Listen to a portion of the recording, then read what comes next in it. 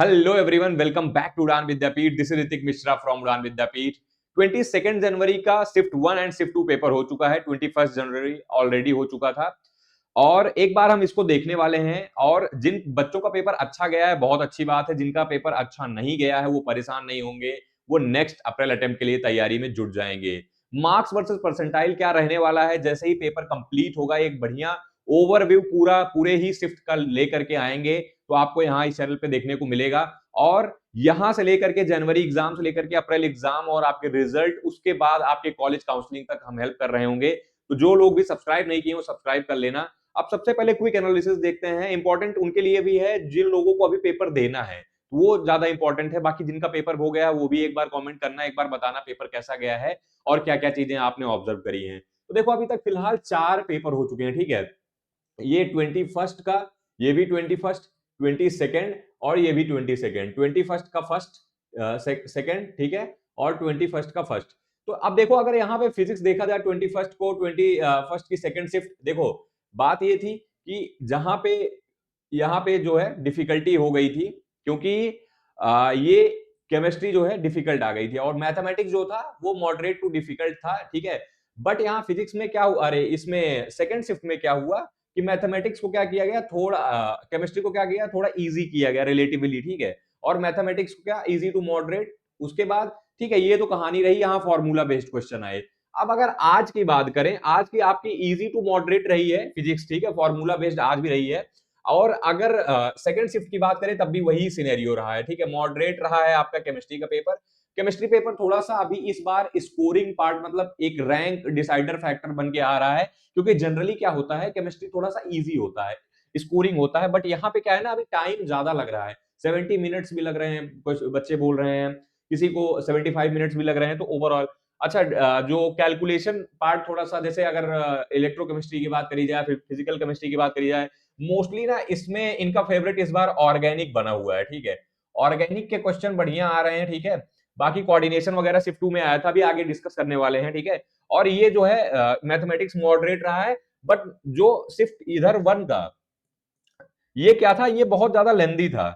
इसमें क्या बच्चे कह रहे थे कि डुएबल था, फॉर्मूला बेस्ड क्वेश्चन थे, डुएबल थे, ज्योमेट्री आई थी, ठीक है, और ये सब था पार्ट। लेकिन यहाँ पे क्या था, ये पेपर थोड़ा सा लेंदी हो गया था। और सिमिलरली इसमें भी वही रहा है, ठीक है।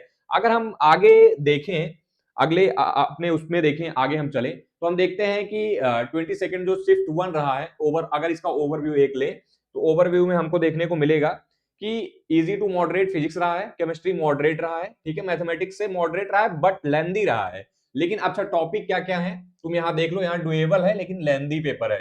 रोटेशन, ठीक है, ग्रेविटेशन, मॉडर्न फिजिक्स भी पूछी गई है, करंट इलेक्ट्रिसिटी, ये थोड़े से मेजर टॉपिक्स रहे हैं जो फिजिक्स में पूछे गए हैं शिफ्ट 1 में, ठीक है। और केमिस्ट्री अगर शिफ्ट 2 के आ रहे, शिफ्ट 1 में केमिस्ट्री की बात करी जाए तो ऑर्गेनिक पोर्शन ज्यादा, जैसे अगर मैं बात करूं तो हेलो एल्केन, हेलो एरेंस, ठीक है, ये टॉपिक्स, और जो है आपके रिएक्शंस, ठीक है, ये सारे पूछे गए हैं। एटॉमिक स्ट्रक्चर फिजिकल केमिस्ट्री में पूछा गया है, केमिकल बॉन्डिंग के थोड़े बहुत क्वेश्चन थे और कोऑर्डिनेशन के क्वेश्चन थे, ये पहले शिफ्ट में अगर केमिस्ट्री की बात करी। मैथमेटिक्स में देखा जाए तो ये भी डुएबल था लेकिन वही लेंदी था यार। तो पेपर डिफरेंशियल के क्वेश्चन आए थे, ठीक है। फंक्शन 11th, देखो 11th के जो है वो छोटे छोटे क्वेश्चन आ रहे हैं, मतलब छोटे छोटे इन द सेंस सेपरेट करके आ रहे हैं।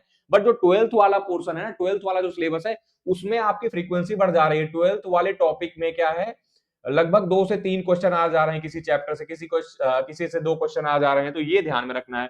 प्रोबेबिलिटी आ गई थी, प्रोबेबिलिटी, ज्योमेट्री, कोनिक सेक्शन, इन सब में थोड़ा सा क्या है, स्कोर ज्यादा बन सकता है अगर यहाँ पे तुम ये सब पार्ट कवर करके चलो, ठीक है।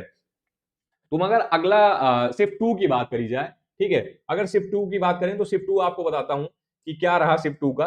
अब देखो इजी टू मॉडरेट रहा है फिजिक्स, वैसे ही जैसे कहूंगा स्टेटमेंट बेस्ड क्वेश्चन कुछ आ गए थे, ठीक है, इस बार थोड़ा सा। तो ये क्या है, टाइम टेकिंग हो गया, टाइम टेकिंग इसकी वजह से रे ऑप्टिक्स पूछा गया, मॉडर्न फिजिक्स पूछा गया, फ्लूइड मैकेनिक्स पूछा गया, ठीक है। ये सारे टॉपिक्स जो है रहे मेजर स्कोरिंग पार्ट रहे हैं, इनकी बात करी जाए। और केमिस्ट्री की वही बात करी जाए तो मॉडरेट रहा है, ठीक है। बट ये भी क्या था, टाइम टेकिंग था। ऑर्गेनिक देखो पोर्शन ज्यादा था, इनऑर्गेनिक और फिजिकल से ये ध्यान रखना है। जैसे कोऑर्डिनेशन, पीरियोडिक प्रॉपर्टीज, इलेक्ट्रोकेमिस्ट्री, ये टॉपिक्स फेवरेट रहे हैं जिनसे थोड़ा ज्यादा नंबर ऑफ क्वेश्चंस निकल के आए हैं।